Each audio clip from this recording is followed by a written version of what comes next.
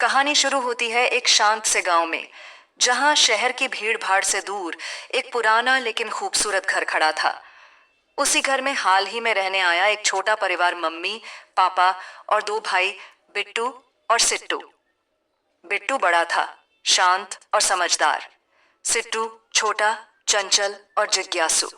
दोनों भाइयों के बीच गहरा प्यार था और साथ ही एक टीम जैसी समझदारी।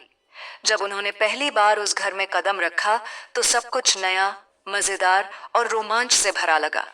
लेकिन धीरे धीरे घर के रहस्य अपने आप सामने आने लगे। रात को दरवाजे खुद ब खुद खुलते, दीवारों पर सरसराहट होती और खिड़कियों से अजीब सी ठंडी हवा बहती। एक रात सिट्टू की किताबें हवा में उड़ने लगीं और जोर से जमीन पर गिर गईं। बिट्टू उठा, लेकिन कमरे में कोई नहीं था। सिट्टू बोला, भैया, मैंने देखा, कोई था हमारे कमरे में, सफेद सी परछाई। अगली रात दोनों ने जागकर इंतजार किया। ठीक आधी रात को दरवाजा धीरे धीरे खुला और तभी उन्होंने देखा एक औरत सफेद साड़ी में बिना जमीन को छुए हवा में तैरती हुई कमरे में आई। उसका चेहरा साफ नहीं दिख रहा था, लेकिन उसकी आवाज, वो लगातार एक ही शब्द कह रही थी, मेरा, मेरा। भाई डर गए, लेकिन भागे नहीं। उन्होंने समझा कि ये कोई आत्मा है, कोई कहानी जो अधूरी रह गई है। अगले दिन दोनों ने घर के स्टोर रूम की तलाशी शुरू की। बिट्टू को एक पुराना ट्रंक मिला जिसमें रखी थी एक डायरी और कुछ पुराने अखबार।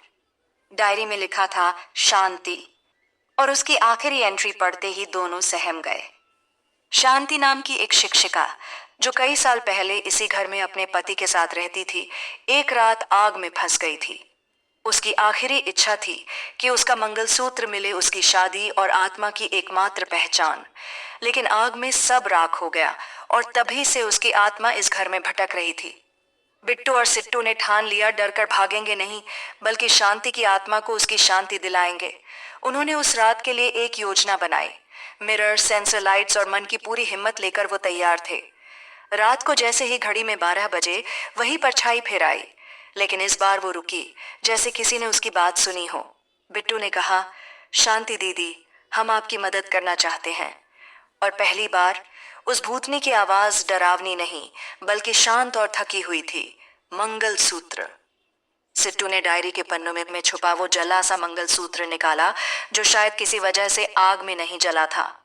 जैसे ही भूतनी ने उसे देखा, उसका रूप धीरे धीरे चमकने लगा, आंखों में सुकून आया और फिर वो रोशनी बनकर आसमान की ओर चली गई। घर अब फिर से एक घर लगने लगा। कोई आवाज नहीं, कोई डर नहीं। बिट्टू और सिट्टू ने उस कमरे को शांति कक्ष कहा, जहां वे अब पढ़ते, किताबें रखते और अपने दोस्तों को ये सिखाते, डर से भागो नहीं, समझो और उसका सामना करो।